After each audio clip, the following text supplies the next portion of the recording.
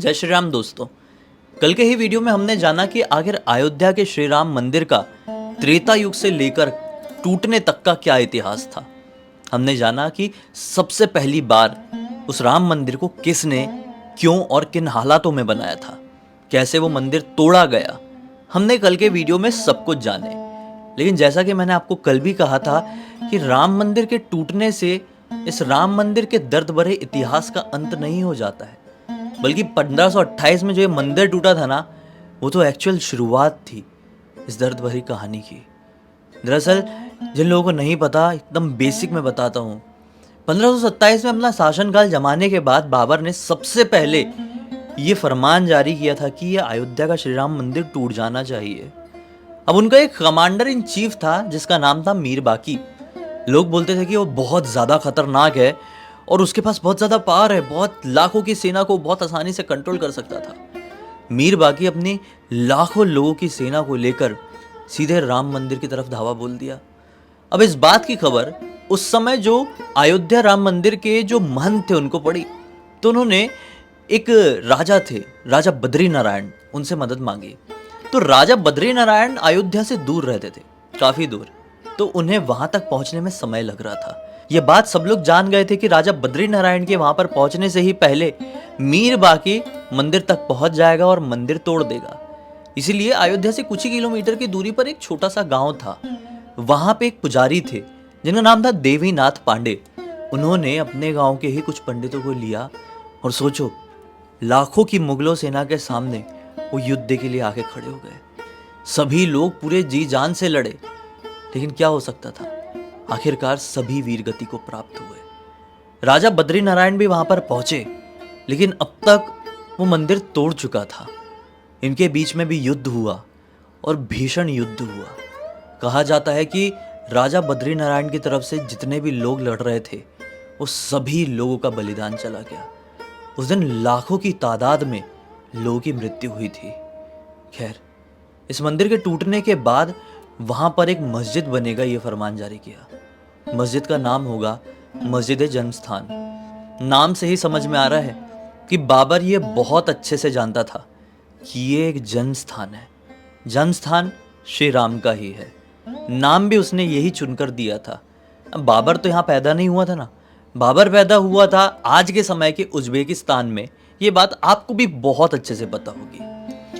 जब इस मस्जिद का वहां पे निर्माण हो गया, जो कि मंदिर के पिलर में ही खड़ा था, वही पिलर जो कि खुद राजा विक्रमादित्य ने बनवाए थे, उसी पिलर्स में खड़ा था, तब हंसवर के राजा रणविजय सिंह ने ये सोचे कि नहीं, ये चीज हम होने नहीं देंगे।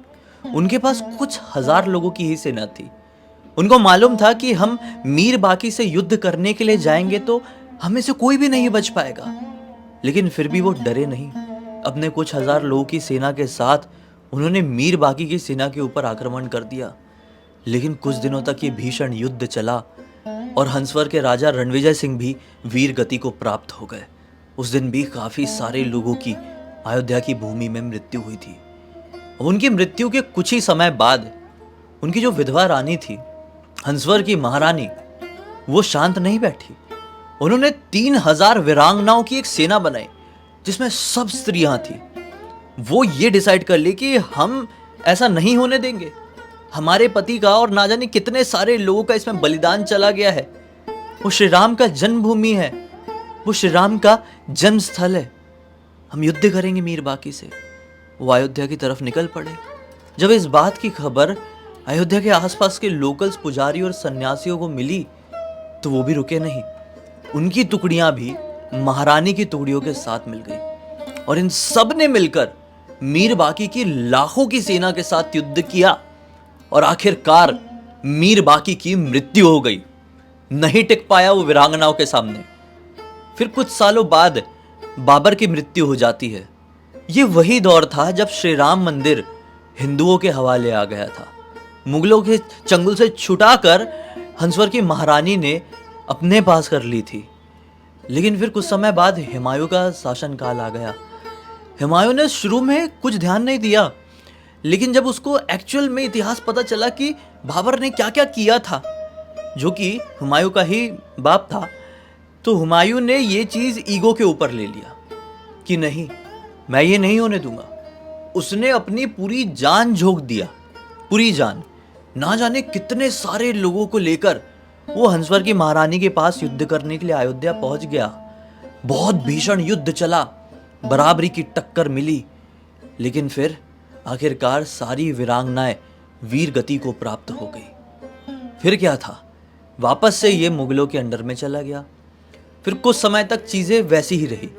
बीच बीच में कुछ लोग आते, युद्ध होता, लेकिन मुगलों की सेना इतनी ज्यादा विशाल थी, इतनी ज्यादा ताकतवर थी, उनके पास इतने एडवांस्ड हथियार थे कि शायद कोई भी उनसे राम मंदिर छुड़ा नहीं पा रहा था। लेकिन फिर एक ऐसा दौर आया जब हुमायूं का शासनकाल खत्म हो गया, उसकी मृत्यु हो गई। युद्ध इतने लगातार चलते रहते थे, इतने लोगों की मृत्यु होती थी कि जब अकबर के पास ये शासनकाल गया ना, तो अकबर ने सोचा कि यार ऐसे में तो हमारी कोई रिस्पेक्ट करेगा ही नहीं, हमारी रिस्पेक्ट हो ही नहीं रही है, और ना जाने कितने सारे लोग हिंदुओं में भी मरेंगे और मुगलों के भी बहुत सारे लोगों की मृत्यु हो जाएगी। तो अकबर ने ये डिसाइड किया कि बाबरी मस्जिद के ठीक बाजू में एक खस की टाट का 3 फीट का राम मंदिर बनवा दिया जाए और वहां पर लोगों को दर्शन करने दिया जाए। जो लोग हिंदू हैं वो श्री राम के उस 3 फीट के बने हुए मंदिर में दर्शन कर लें, और जो मुस्लिम हैं वो उस मस्जिद में चले जाएं भाई अपना। अकबर के बाद अकबर के बेटे जहांगीर और शाहजहां ने भी इस चीज को लागू रहने दिया, और जब तक ये चीज लागू थी ना, युद्ध नहीं हो रहे थे, लड़ाई झगड़े नहीं हो रहे थे, चीजें शांत थी। लेकिन फिर आया ये औरंगजेब का जमाना। औरंगजेब ने अपने पिता ही यानी कि शाहजहां को ही बंदी बना लिया, और वो कहा जाता है कि इतिहास के सबसे क्रूर राजाओं में से एक था। वो जैसे ही अपने पिताजी को बंदी बनाया ना, वो इतने सारे फरमान निकाल दिया कि ये तोड़ा जाए, वो तोड़ा जाए, ऐसा किया जाए, वैसा किया जाए, जिसकी कोई लिमिट भी नहीं है। सबसे पहला नाम श्री राम मंदिर का ही था। उसने बोला श्री राम मंदिर ऐसा नहीं खड़ा रहना चाहिए, 3 फीट का भी नहीं होना चाहिए, तोड़ो, सब जगह को तोड़ दो, सब जगह को बदल दो। फिर सब तोड़ दिया। फिर कुछ लोग आते, युद्ध होते, लेकिन सभी वीर गति को प्राप्त हो जाते। ऐसे करते करते काफी साल बीत गए और बात आ गई सन 1717 में। सन 1717 में राजस्थान के एक महाराजा हुआ करते थे जिनका नाम था महाराजा जय सिंह द्वितीय। ये बहुत ताकतवर इंसान थे, ये बहुत सख्त, बहुत ज्यादा रौबदार इंसान थे। इनके सामने चाहे मुगलों की सेना हो या कोई भी सेना हो, टिक ही नहीं पाती थी। इनकी बात बहुत सारे लोग एक बार में ही मान जाया करते थे। इन्होंने सोचे कि एक बार मैं बात करके देखता हूँ। उन्होंने उस समय में जो औरंगजेब का कमांडर इन चीफ था उससे बात की, लेकिन बात नहीं बन पाई, नहीं हो पाया, मंदिर का निर्माण नहीं हो पाया। अब समय के साथ अंग्रेजों का शासनकाल इंडिया में फैलने लगा। जब अंग्रेज इंडिया में आ गए तो हिंदुओं को ऐसा लगा कि शायद इस मामले में अंग्रेज उनकी मदद करेंगे। तो बहुत सारे लोग उनके सामने ये अर्जियां लेकर पहुंचे कि ये एक जन्मभूमि है हमारे भगवान राम की, यहाँ पर ज़बरदस्ती करके 1528 में बाबर ने मस्जिद बनवा दिया था, आप इसके ऊपर थोड़ी नज़र डालिए। तो अंग्रेज़ों ने भी सोचे कि ठीक है, एक बार देखते हैं। वो जांच करने के लिए वहाँ पर पहुँचे और उन्होंने भी अपने काफ़ी सारे डॉक्यूमेंट्स में, लिटरली काफ़ी सारे डॉक्यूमेंट्स में इस चीज़ का वर्णन किया है कि जी हाँ, ये जो बाबरी मस्जिद है, मतलब एक्चुअल में जिसका नाम मस्जिद जन्मस्थान है, उसका जो गुंबद है वो मंदिर के पिलर में ही खड़ा हुआ है। वास्तुकलाओं को देखकर ये साफ साफ समझ में आया। अब भाई किसी मस्जिद में कोई स्वास्तिक, ओम, त्रिशूल, ये सब वास्तुकलाएं तो नहीं बनवाएगा। काफ़ी सारी रामायण से जुड़ी हुई काफ़ी सारी चीज़ें लिखी हुई थी, श्री राम के नाम, बजरंगबली के नाम, काफ़ी सारी चीज़ें थी, क्लियर समझ में आया। और अंग्रेज़ों ने अपने डॉक्यूमेंट्स में भी ये साफ साफ लिखा था। उनको मालूम था कि इस जगह का नाम मस्जिद जन्मस्थान है। बाबरी मस्जिद तो बाबर की मृत्यु के बाद ऐसे उसका नाम पड़ गया था। अंग्रेजों ने डॉक्यूमेंट्स तो बना दिए, लेकिन इस बात को उतना सीरियसली नहीं लिया, क्योंकि अंग्रेजों का ऐसा था कि फूट डालो राज करो। अंग्रेज बहुत अच्छे से जानते थे अगर जो एक्चुअल चीज़ है वो कर देंगे तो मे भी पॉसिबल है कि हिंदू और मुसलमानों के बीच में जो उस समय बहुत ज़्यादा कॉन्फ्लिक्ट्स चलते थे वो चेंज हो जाए और भाईचारा बनने लगे। और अगर एक बार हिंदू और मुसलमानों के बीच में भाईचारा बन जाता तो अंग्रेज लोग टिक नहीं पाते। उनको ये बहुत अच्छे से पता था, बहुत कूटनीति भरी हुई थी उन लोगों के अंदर। इसलिए उन लोगों ने इस बात को बस बता दिए ताकि ये दंगे और बढ़ जाए, और साइड में हट गए। भाई आए दिन बहुत सारे झगड़े होते रहते थे, इससे अंग्रेज अफसर सोचते थे कि यार इससे हमको बड़ी परेशानी हो रही है, हम आराम से नहीं रह पा रहे हैं यहाँ पे, हम अपना बिजनेस नहीं कर पा रहे हैं। तो अंग्रेज़ों ने क्या किया, एक फैसला सुनाया जिस फैसले को सुनकर सब हिल गए। अंग्रेज़ों ने बोल दिए कि अब यहाँ पर कोई भी हिंदू नहीं जाएगा।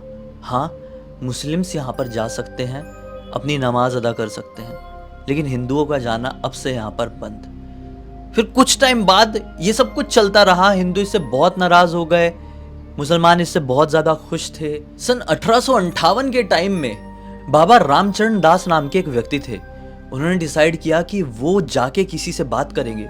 उस समय वहाँ पे एक बहुत प्रसिद्ध मौलाना हुआ करते थे।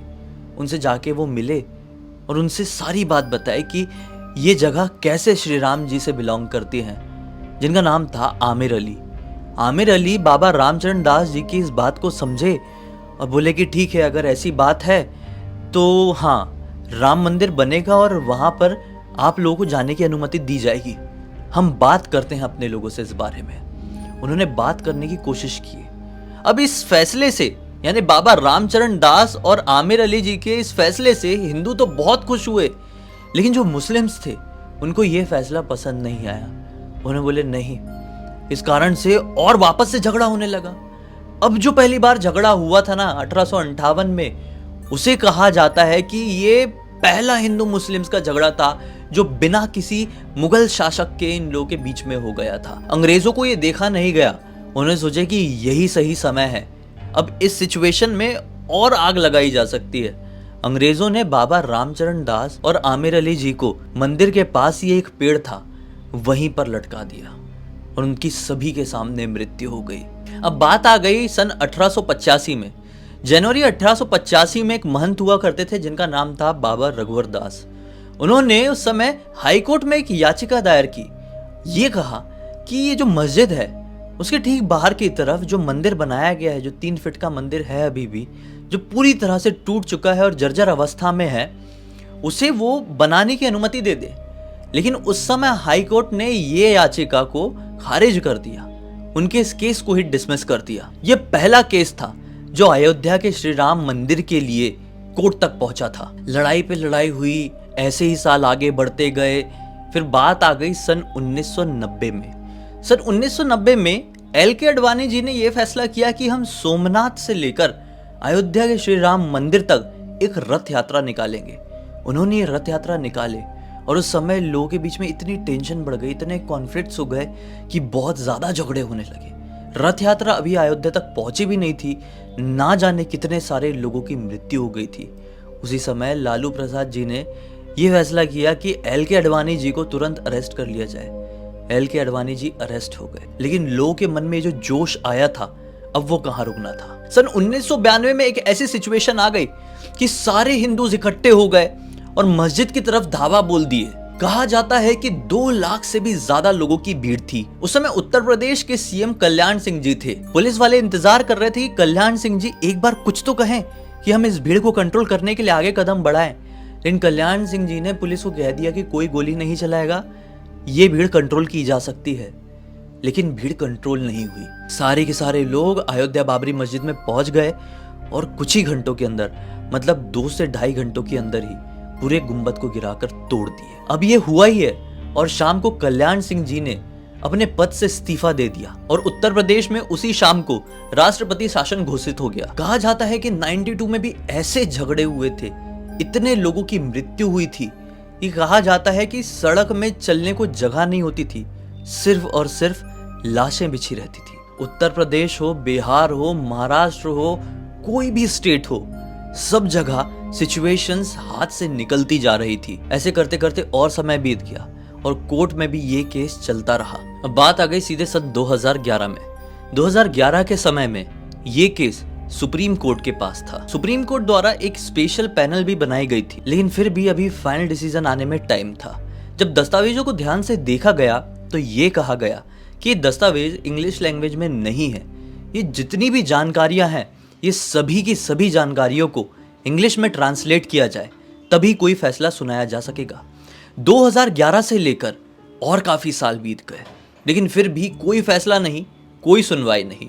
सन 2019 में अगस्त से लेकर अक्टूबर के बीच में जितने भी इसमें गवाह थे, सभी गवाहों को कोर्ट में पेश किया गया, सभी की गवाही नोट की गई और 9 नवंबर 2019 को सुप्रीम कोर्ट की तरफ से यह फैसला आता है कि अयोध्या की ये विवादित जमीन रामचंद्र ट्रस्ट को दे दी जाए। उस समय सुप्रीम कोर्ट में 5 जजेस की पैनल थी और यह जिक्र भी हुआ था कि किस प्रकार से सन 1510 में गुरु नानक देव जी खुद अयोध्या के श्री राम मंदिर विजिट किए थे। 9 नवंबर 2019 को सुप्रीम कोर्ट ने यह फैसला तो सुनाया, साथ ही साथ कंपनसेशन के तौर पे सुन्नी वक्फ बोर्ड को 5 एकड़ जमीन भी दी जिसमें वो मस्जिद का निर्माण करवा सकते हैं। अब आ गया 2024, श्री राम मंदिर बनकर तैयार है। लगभग 500 सालों तक चला हुआ ये भीषण और दर्दनाक युद्ध का अंत हो जाता है। अभी कुछ ही महीनों में जो कंपनसेशन के तौर पर सुन्नी वक्फ बोर्ड को जमीन प्राप्त हुई थी, वहां पर एक बहुत बड़े मस्जिद का भी निर्माण किया जाएगा, जो कि कहा जा रहा है